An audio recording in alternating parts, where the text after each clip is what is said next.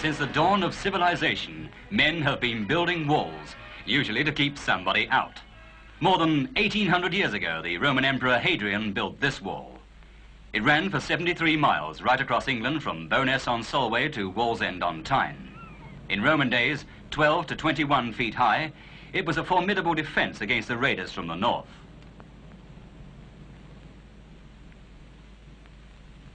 Here, high in the Pennines, as in the Cotswolds, the craft of dry course building still survives in Britain, a reminder of the days before a new and ugly meaning had been given to the wall. For this 20th century has produced a wall unique in history, a wall that divides fathers from sons, mothers from daughters, families from friends. A wall that cuts off one half of a city from the other half, the Wall of Berlin. The Brandenburg Gate, which was once an exit to freedom for thousands from East Germany, now stands walled off from West Berlin. This wall was built not to keep people out, but to keep people in.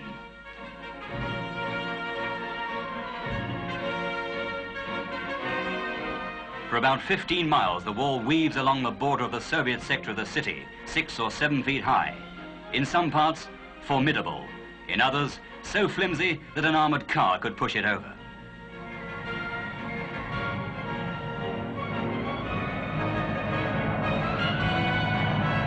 It joins the facades of houses whose tenants have long since been ejected. It cuts off bridges. It marches along the riverbank. It goes through a cemetery. It bars the entrance to a tube station. Perched in a tree above a churchyard, East Berlin guards keep watch. Alongside the wall on the east side runs a narrow clearing which a man may cross only at the peril of his life.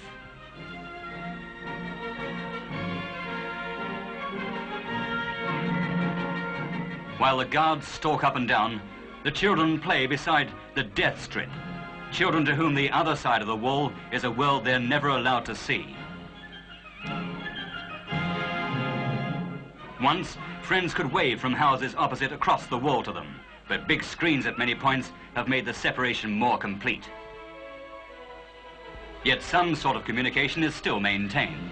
Since the wall was completed in October 1961, the people of West Berlin have learned to live with it, to come to terms with this symbol of man's inhumanity to man. On a Sunday morning, they take what chance they can to catch a glimpse of relatives and friends.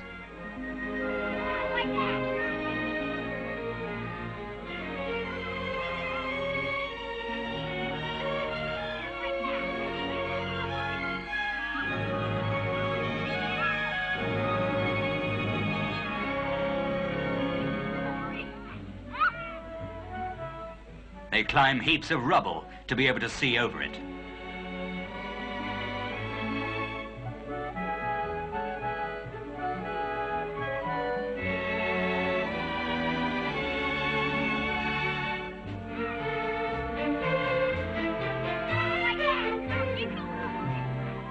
They try to signal messages which might evoke scraps of reassuring information.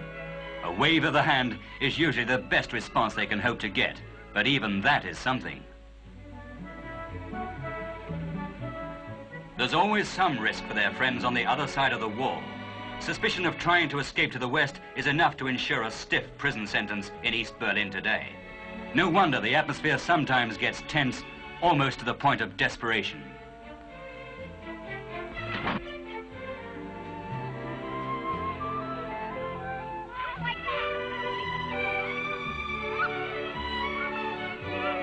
The people wonder, what sort of effect is all this likely to have on the children? If it goes on long enough, what chance will remain of families being united again?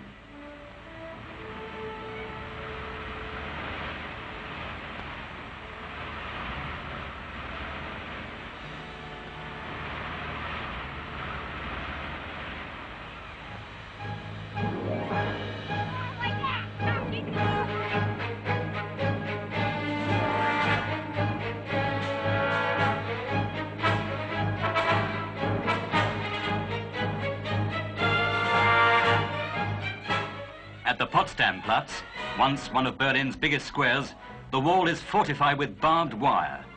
Behind it, steel girders embedded in concrete form a tank trap. British soldiers keep watch on the East German police. The police watch the British soldiers. Even some lanes on the west side of the wall are claimed as East German territory and may safely be used only by people living along them. One of the few openings in the wall is this checkpoint for those West Germans, mainly railway technicians, who work in the East. The railway serves both East and West.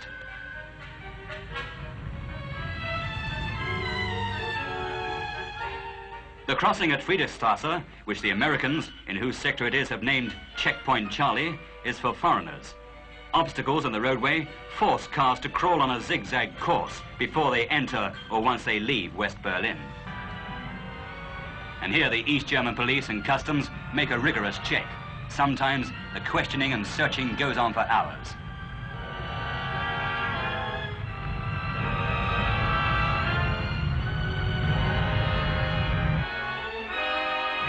When the wall was first built, angry West Berliners used to flock to the Brandenburg Gate. But today, they're forbidden to approach it. Only tourists from other countries and the patrolling British scout cars are allowed within 100 yards of it.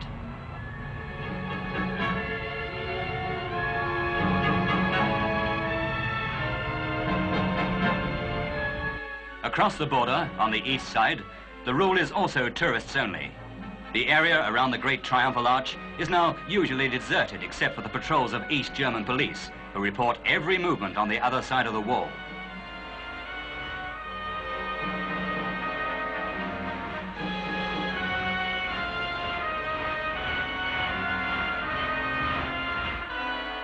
They keep watch too on the Reichstag building, burnt, bombed, and now being restored, which stands just inside West Berlin.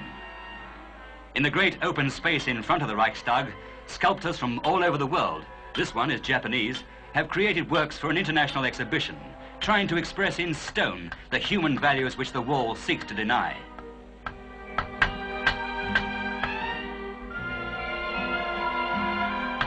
And American students sketch the wall for posterity. New buildings are going up in West Berlin within a few yards of the wall, an act of faith in the future. A future when the bricked-up windows of the houses which form part of the wall will once again admit light and air. These sightless windows look down on Bernaustrasse in the French sector, the street of crosses. Each cross marks the spot where a man or woman has died in a desperate leap for freedom. Many more have been shot on the eastern side of the wall while trying to escape. Yet hundreds have managed to tunnel under the wall or climb over it or get through the wire. Among them are about 700 East German police and soldiers.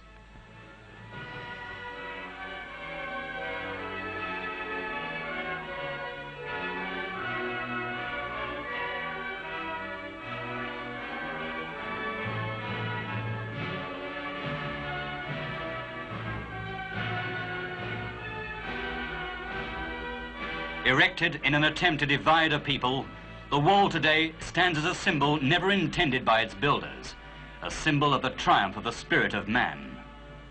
The wall may bring the trams to a stop, it may enclose a captive population, but as a barrier against ideas and aspirations, against hope and determination, it's a monument to failure.